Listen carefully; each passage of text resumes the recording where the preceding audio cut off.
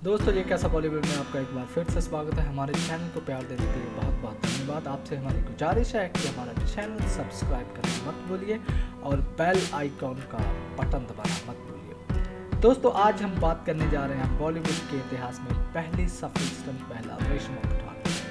लगभग 400 फिल्मों में हजारों जानलेवा नर्वस कर देने वाले स्टंट करने के बाद भी उनका मानना है कि show must go.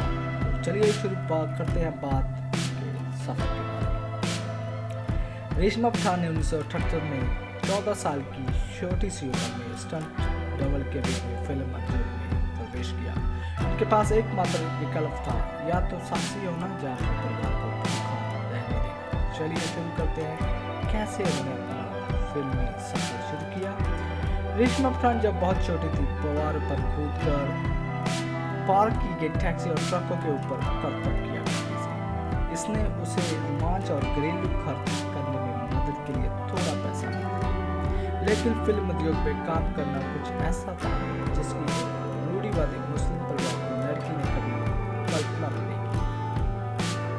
Film line को तब बहुत बुरा माना जाता था। रेशमा पठान के पिता रेशमा के फिल्मों में स्टंट करने के लिए सख्त खिलाफ थे, लेकिन गरीबी ने उनका मन बदल दिया। रेशमा को बॉलीवुड फाइट डायरेक्टर अजीम ने जब से करतब करते हुए देखा था। अजीम ने रेशमा के पिता को फिल्मों में स्टंट करने के लिए मना रहे थे और बताया जाता था कि रेशमा को उन्होंने उनके पिता को बोला कि आप अगर आपकी बेटी फिल्मों में स्टंट करेगी तो बहुत अच्छे पैसे मिलेंगे। रेशमा अपने परिवार की पीड़ा देख नहीं सकती थी और काम करने के लिए वो बहुत उत्सुक थी।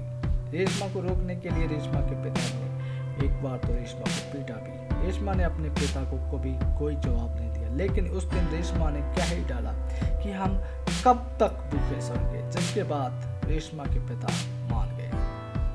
महज 14 साल की उम्र में रेशमा एक अनजान दुनिया में चली गई, जहां हर दिन एक नई चुनौती, एक नया खतरा लेकर आता था। चोट लग सकती थी, खून निकल सकता था, लेकिन रेशमा को कभी कभी सालों तक रेशमा ने इंडस्ट्री में बॉलीवुड डबल के रूप में काम किया। गुमनामी में कई स्टंट किए। वह इंडस्ट्री में स्टंट करने वाली अकेली पहली महिला थी, लेकिन उनका काम अंजाम बना रहा। उनके करियर में एक रोमांचक मोड़ तब आया जब उन्होंने शोले में हेमा मालिनी के बॉडी डबल के रूप में चुना गया। दिसंबर 1973 में रेशमा को रात को फोन आया, जिसमें उसके परीक्षण के लिए अगली सुबह जुहू के लिए आने को कहा। अजीम भाई ने फोन किया और रेशमा को कहा कि आप अगली सुबह जुहू आ सकती है और वो ये देखना चाहते हैं कि आप किस तरह अच्छी तरह से टांगा सवार कर सकती है। रेशमा अपने आप पर मुस्कुराई ये बात सुनकर, और क्योंकि वो इस काम में बहुत माहिर थी, उन्होंने अगली सुबह जुहू के लिए गाड़ी पकड़ी। जिस सीन में बसंती का पीछा गब्बर सिंह के आदमी करते हैं, उसे शूट किया जाना था।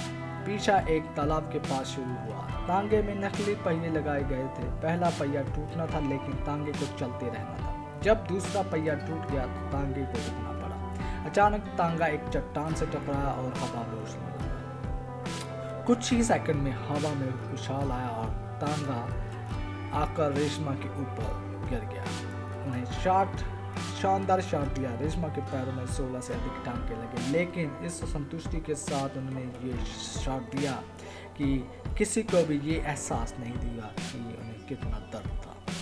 शोले के इस स्टंट के बाद रेशमा का नाम बना, यहाँ तक कि लोग कभी कभी उन्हें उस लड़की के रूप में पहचानते थे जो हेमा मालिनी के लिए बॉडी डबल थी।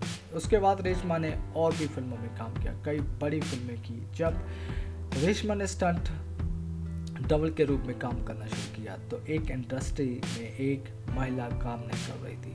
ऐसी परिस्थितियों में मैं अपने लिए जगह बनाना बहुत बड़ा स्टंट था। वो सब पर हावी होने वाली थी, सब मेल स्टंटमैनों पर हावी हो रही थी, तो उनको मेल स्टंटमैनों ने डराना शुरू कर दिया। उन्होंने बताया कि ये आप क्या कर रही हैं, ये आपके लिए अच्छा नहीं है। अगर आपकी चोट लगती है तो आप सारी जिंदगी के लिए अपाहज हो सकते हो। ऐसा ही वो हमेशा उन्हें बुरी तरह ताना मारा करते थे। कि तो तुमसे कौन शादी करेगा? आप एक महिला है, एक बार जीवन के लिए आप अपंग हो जाएंगी तो आपकी देखभाल कौन करेगा? जाओ और शादी करो, अपनी ज़िंदगी बर्बाद मत करो। उन्होंने रेशमा को ये लाइन छोड़ने के लिए पूरी कोशिश की, लेकिन रेशमा कभी हिली नहीं।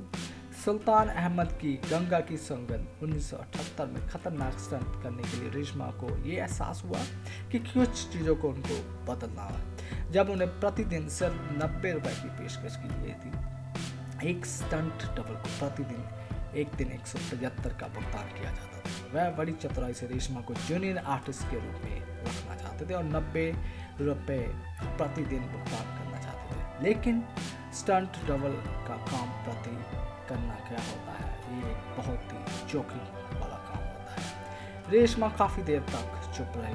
अब और शोषण नहीं करवाने का संकल्प किया। रेशमा ने अपना पैर नीचे रखा और कहा कि मैं तब तक स्टंट नहीं करूंगी जब तक मुझे मेरा जिसके लिए मैं हकदार हूं वो नहीं मिलता। उन्हें धमकी तक दी गई कि मेरा केब का जूनियर आर्टिस्ट का कार्ड ले लिया जाएगा, लेकिन रेशमा ने उनसे कहा वो अपना विचार नहीं बदलने वाली है और उन्हें भरोसा दिया कि अगर उनकी शर्तें मंजूर हैं तो तभी वो काम कर सकती है। रेशमा पठान कर्ज फिल्म की वो घटना को आज भी नहीं भूल सकती है जब कर्ज फिल्म में रेशमा पठान को दुर्गा खोटे का डुप्लीकेट करना था। इस सीन में दुर्गा खोटे को ऋषि कपूर के पीछे भागना आता है और पीछे से ट्रक एक टक्कर मारकर चला जाता है। ये वाला सीन रेशमा पठान को करना था। सीन की रिहर्सल भी अच्छी की गई, एकदम सही रिहर्सल की गई। उनके बाद सीन फिल्माया जाने वाला था। फिल्म के डायरेक्टर सुभाष घई ने रेशमा पठान को बोला कि जब वो रुमाल दिखाएंगे तो आप गिर जाना। रेशमा पठान जो पीछे ट्रक को तो नहीं देख सकती थी, सिर्फ रुमाल के चलते वो सीन कर सकती थी, लेकिन रुमाल सुभाष घई ने रुमाल नहीं दिखाया और ट्रक वाले ने रेशमा पठान को बुरी तरह टक्कर मार दी। दलेर रेशमा ने सीन बहुत अच्छे से किया और अपना चेहरा तक कवर कर लिया था कि ताकि इनका सीन खराब ना हो। और उसके बाद ये सीन आप देख सकते हैं कि कैसे इस सीन में रेशमा गिरती है, कितनी बुरी तरह से ट्रक उनको टक्कर मारता है। सीन के बाद जख्मी रेशमा ने ट्रक ड्राइवर को पकड़ लिया और ट्रक ड्राइवर डरा हुआ बोला मेरा कसूर नहीं है मैडम, आप डायरेक्टर से पूछिए। उसके बाद रेशमा पठान ने सुभाष घई को खरी खरी सुनाई और उसके बाद कभी भी सुभाष घई के साथ फिल्म ना करने का फैसला किया। दोस्तों ये थी आज की पेशकश। मैं चाहता हूँ कृपया आप इस वीडियो को जितना हो उतना देखिए और रेशमा पठान को इतना फेमस कीजिए ताकि दुनिया को जाने, और इसी तरह हमारे चैनल को सब्सक्राइब करना मत भूलिए और हमें दीजिए इजाज़त। अगली बार ऐसा ही कोई गुमनाम चेहरा फिर लेकर आएंगे। हमें दीजिए इजाज़त। धन्यवाद।